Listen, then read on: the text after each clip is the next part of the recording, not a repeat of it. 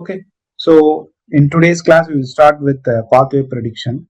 So this pathway prediction actually used to identify pathways for degrading certain chemicals or toxic compounds, whatever may be the substance.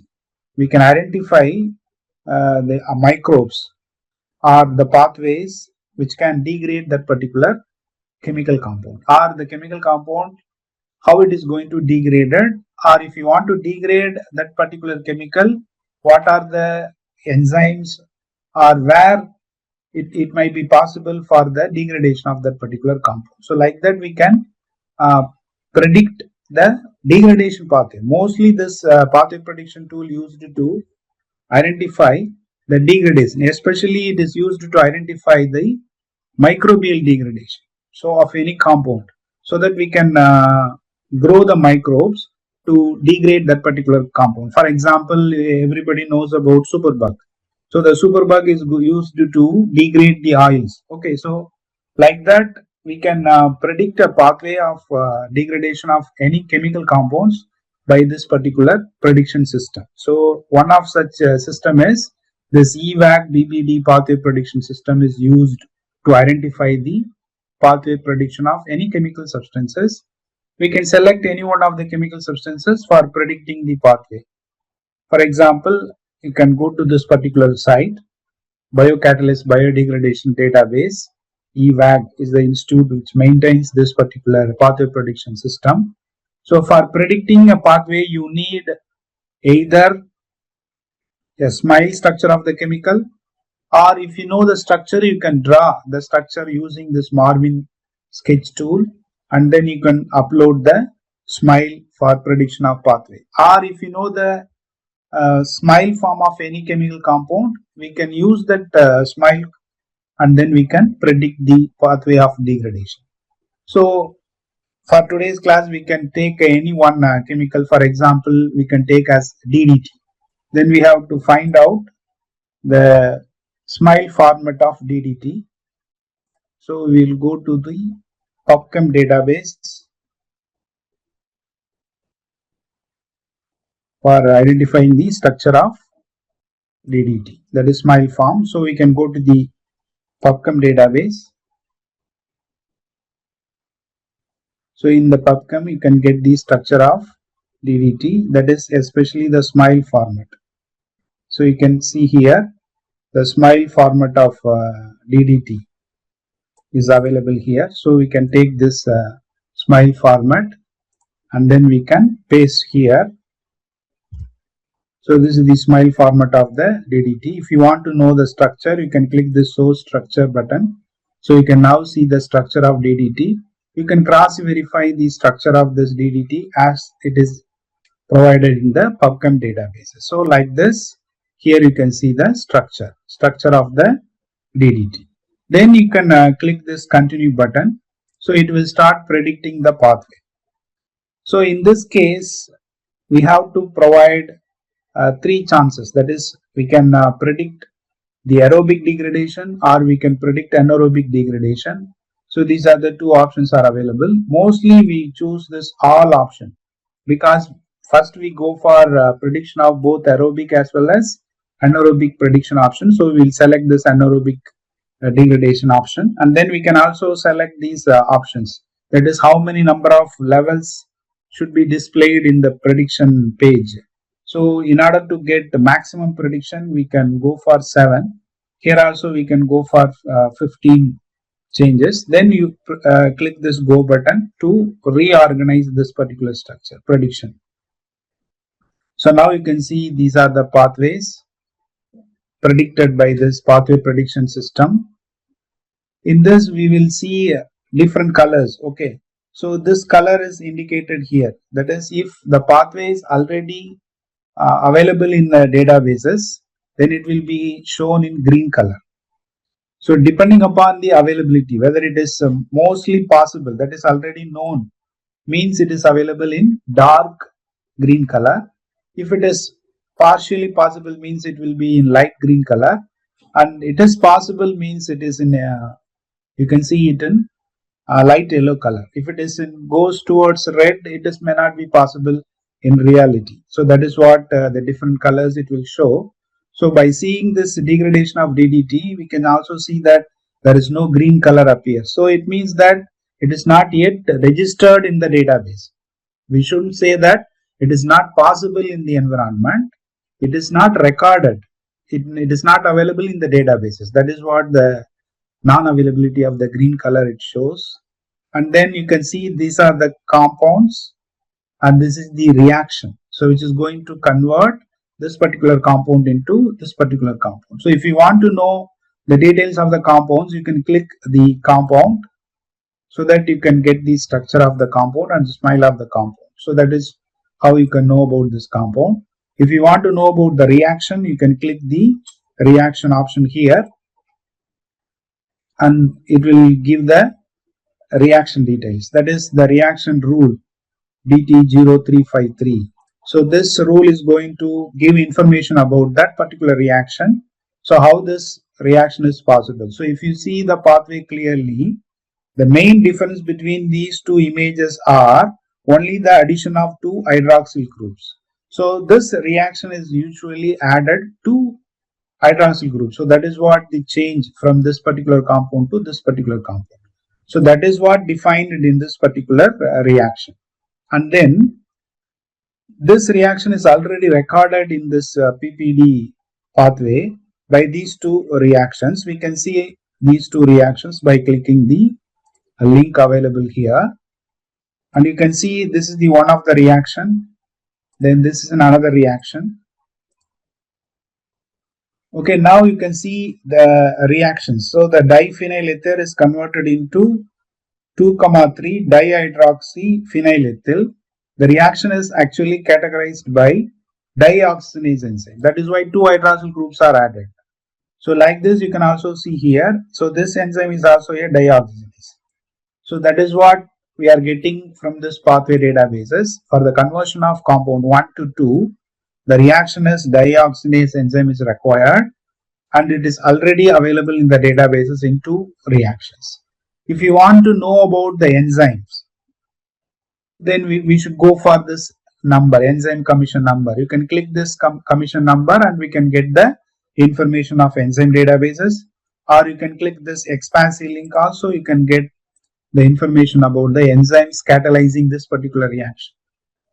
So by getting this information of the enzymes and then the sequence of the enzymes, we have to create a table, and in that table we define first reaction, the enzymes required for the reaction and the sequence needed for that particular enzyme. So like that we have to create a table with the required enzymes and their sequences.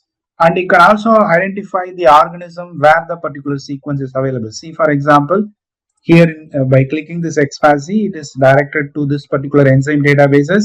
Here you can see there are so many different types of dioxygenases are available, and you have to go to each of the dioxygenase enzymes databases, and then you can get the information.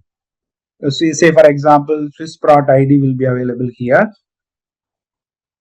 So you can click this UniProt, and from here you can get the available sequences and the available organisms of that particular enzymes are listed here. So like this, we have to collect all the information for each step of this particular pathway databases. So I explained only one step.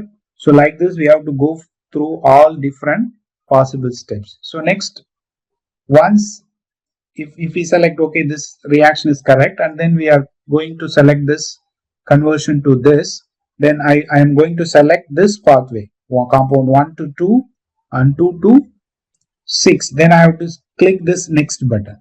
Okay, so we will go on clicking the next button until we find the smallest structure of the chemical. Okay, like this.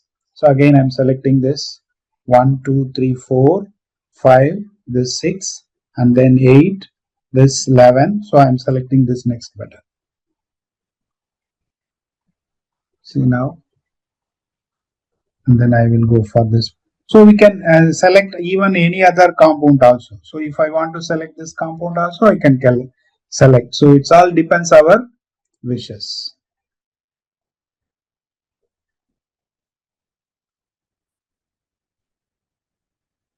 So we go for the simplest structure. See, this compound is now opened up as a simple compound. Here also you can see this compound is converted into a smaller compound. Here also it is converted into a smaller compound. So like this we can select one particular pathway.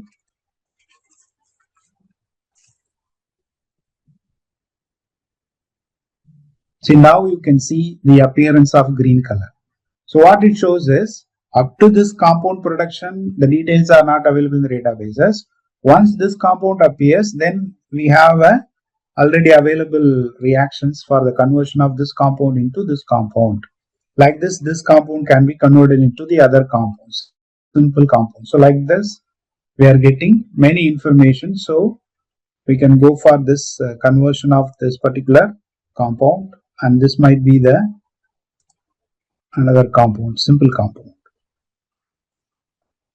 See, now the arrow is ended as compound.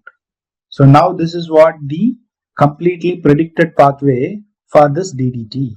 So for this DDT conversion, 1, 2, 3, 4, 5, 6, 7, 8, 9, 10, 11, 12, 13, 14 steps are required.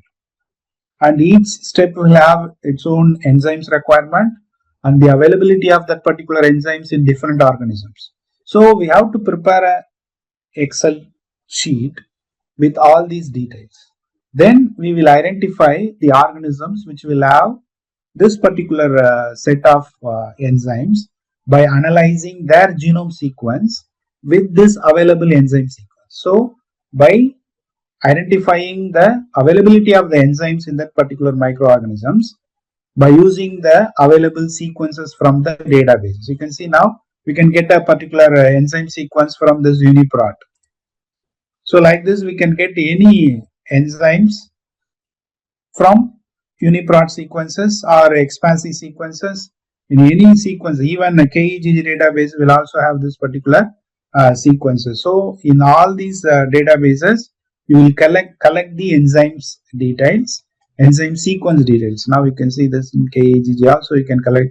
Here also one UniProt ID is also available there. See here. You can see the availability of the enzymes, oxidoreductases, dioxygenases.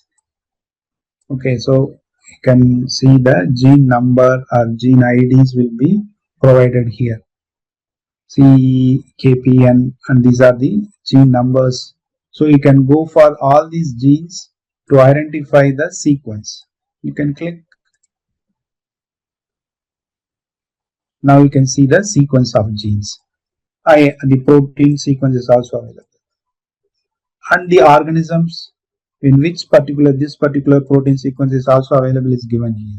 So like this we have to collect the organism details and the sequence details and the enzyme details for all these steps.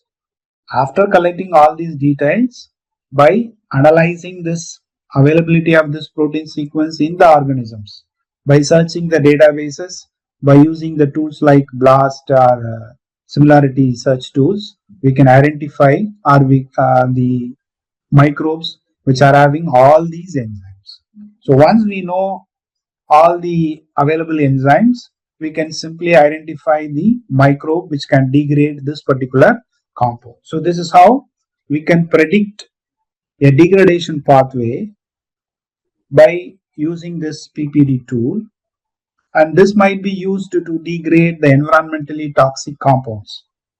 And after deriving this pathway and identifying the microbe, we can test in a wet lab by using the microbe and this particular chemical. Then after the confirmation of wet lab studies, then we can go for the research level. Not only a single microbe can be used, multiple microbes can be used to degrade a particular compound, because few enzymes will be available in one particular microbe and few enzymes will be available in other set of microbes. So by growing multiple microbes in an environment, you can degrade a particular compound. So like this only so many prediction pathways are identified, and then they are tested in lab, and they identified pathways for degradation of chemical compounds. Okay, so this is how we can predict pathways of any environmentally toxic chemical substances through this PPD, pathway prediction system.